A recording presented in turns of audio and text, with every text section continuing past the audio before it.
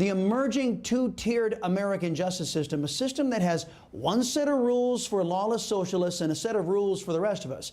That system is anti-American and antithetical to our core beliefs of equal justice under the law. A nation of laws no more. It's a devastating loss we reveal in tonight's preamble. For over a year now, law-abiding U.S. citizens have been horrified as left-wing politicians and corrupt George Soros-backed DAs have allowed BLM and Antifa terrorists to break U.S. law without any consequences.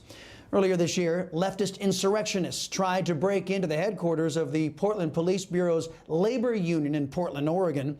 Despite the actions and the resulting vandalism, no arrests were made. In August of last year, the Chicago Black Lives Matter organizer Ariel Atkins told WBEZ that BLM looting was justified as, quote, reparations. She went on to say that those who attempted to charge BLM rioters and looters were partaking in, you guessed it, racism. Chicago Mayor Lori Lightfoot drew sharp criticism for her inaction against BLM. Even BLM's co-founder, Aislinn Pulley, said that looting detracted from BLM's message. But unless you're tempted to believe that innocent, law-abiding citizens are being sacrificed to lawless BLM and Antifa thugs in only left-wing areas in America, think again. In Fort Worth, Texas, Chief Ed Krause announced in June of last year that criminal charges against dozens of BLM and Antifa agitators who were arrested for rioting would be dropped. The police chief justified his ignoring the rule of law by saying the move was part of his response to calls from left-wing extremists for police to change how they operate. And last Friday, this happened. BLM descended on Plano, Texas. They illegally blocked a road so that tax-paying, law-abiding citizens couldn't pass. When one angry motorist complained to the on-site police officer, the BLM thugs grew angry. One thug even drew what appeared to be a gun. According to a Plano City Council member who was also caught in the traffic mess from this unlawful protest, once the officer there called for backup, the incident was cleared away in about 7 minutes. But yet again, no arrests were made for illegally blocking the street and no arrest for brandishing a firearm and pointing it at an unarmed man. Now, upon hearing about this incident, Texas Attorney General Ken Paxton wanted to know why no arrests of BLM were made by Plano's police chief, Ed Drain. In a scathing letter, the Attorney General of Texas recounts a conversation with the chief. Quote, we must not let lawlessness take root in Texas. Unfortunately, it looks like it already has in Plano, thanks to a group of radical left-armed agitators and a police chief unwilling to enforce the law. Paxton went on in his statement to describe how one of his deputies had been given the runaround by Chief Drain. Quote, first, the chief told my deputy that while the weapon drawn wasn't a pistol, it was in fact a pepper ball gun. In a separate conversation, the chief claimed it was a taser. In a recent Facebook post, the department is now saying it was an electric control device. Whatever it was, the police declined to pursue the leftist who brandished the weapon, and no charges are being pressed against him.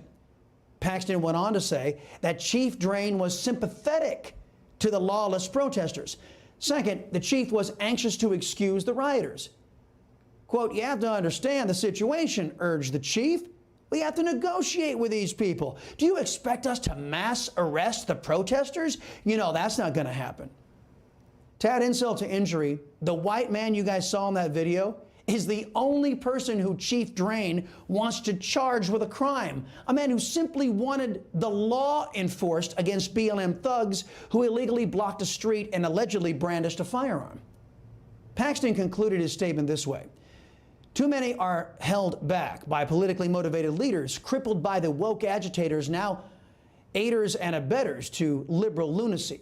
I will never allow our beautiful Texas cities and neighborhoods to become Portland or Seattle or San Francisco because of the unchecked left. My friends, the vast majority of officers in America are committed to public safety and the rule of law. The majority of cops are as frustrated as we are by left-wing lawmakers and pencil-pushing left-wing leaders who push a lawless agenda based on political correctness in advancing the left's political power. Many of these cops have been cowed by a socialist Democrat Party that will stab them in the back the minute they try and protect the innocent from the Democrats' militant arms, BLM and Antifa. These are our towns and cities. If you have a left-wing lunatic running your city's cops, the best thing you can do is speak up and work to have that leader or all who support that leader removed.